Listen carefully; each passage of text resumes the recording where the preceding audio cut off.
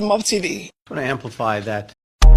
Mob TV. I want to amplify that we believe that there's a possibility that the international community can be brought to bear, the UN, from the Declaration of Human Rights all the way through. This is a very, very serious matter. There's something that I didn't mention, and I hesitate to mention because I am not Nigerian, although I think Dr. Lloyd has bestowed upon me the honorary title of Nigeria Man.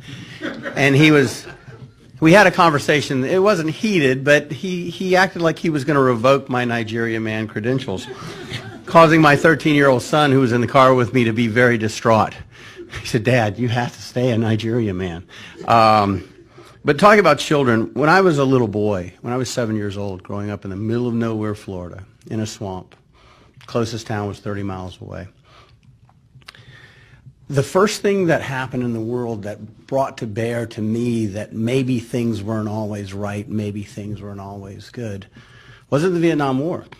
Because I was in the South. It was correct and just, and we were the warriors. It was the Biafra War.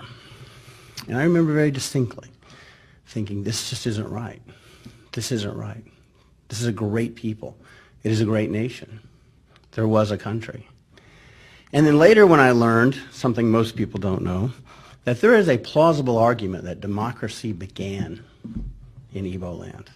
The very first written constitution on this planet was written by the Igbo people.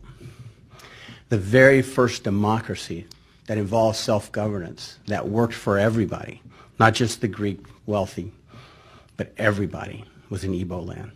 And the very first democracy that permitted women leaders was in Igbo land. The West, Europe, we were still in the Dark Ages.